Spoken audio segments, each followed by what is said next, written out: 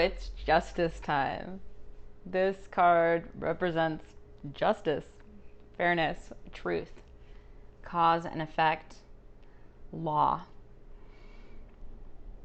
This is about signifying compassion between the two pillars in this card that are both similar in framing to the High Priestess, the Hierophant, which symbolize balance, law, structure. And you'll actually even see that in the Chariot card with the two sphinxes in the front as well. She holds her sword in the right hand, showing a logical, well-ordered mindset necessary to dispense fair justice, and the sword points upwards. So it's meaning a firm, expressing a final decision, and a double-edged blade signifies that our actions always carry consequences. So in her left hand, she's holding scales. So that's the intuitive hand, showing intuition must balance the logic, and our symbol of her impartiality of sorts. Okay, so it's representing well-ordered thoughts, and it is about fairness and truth. It's being called to account for your actions, and that you will be judged accordingly. So if you've acted in alignment with your higher self or with the greater good of others, you have nothing to worry about. Good news.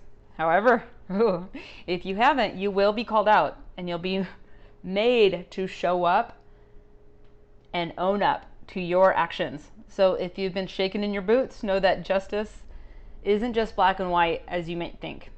There is still a level of compassion and understanding that accompany justice, which is my favorite part about this card. So although you may have done something you regret or made a mistake, it still suggests that you are treated fairly and without bias. So be ready to take responsibility for your actions, stand accountable, and be there for the consequences, and do the time if there's time to do, of sorts. So this card is a positive sign in your reading that you will indeed be served justice. You might be part of a legal case or waiting for a final judgment of sorts from courts, of a governing body or institution. A ruling will be passed down shortly when this comes up in a reading. And that also might be in interpersonal relationships as well, not just with institution. So once the decision is made, you must accept it and move on. That's what it's asking for. So there's no retrials, there's no second chances. It's upright justice card. So it appears when it's time for you need to make an important decision about a potential for long-term repercussions, okay? Not just affecting you, but affecting your environment. So be aware of the impact of your decisions, whether it's with your own well-being or the well-being of others. Choose consciously, be mindful, ask yourself, am I coming from love or am I coming from fear? By connecting with your own inner guidance system or your intuition, asking your intuition for an answer, asking your higher power for the most alignment choices and decisions for the highest good of all, not just ourselves. So be ready to stand by your decisions, be accountable for the choices you make, and ask yourself, do I stand by my decisions and accept the consequences of my actions? Because if you cannot, take a deeper plunge, go deeper within you, because the shadows of your ego might be coming up and blurring the boundaries of right or wrong.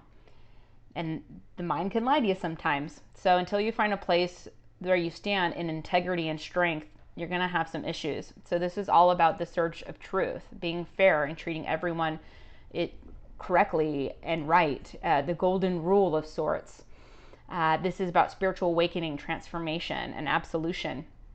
This is about equality, balance, and fairness. So take some time to consider how you're affecting yourself and your environments, because just know that you will be judged accordingly to the truth and law of the situation. So if it's spiritual truths and laws, there's going to be consequences there. If there's in the material realm, whether it's governmental or socially, there's going to be social consequences. So just put your actions on a scale and see where you're at. Look for balance.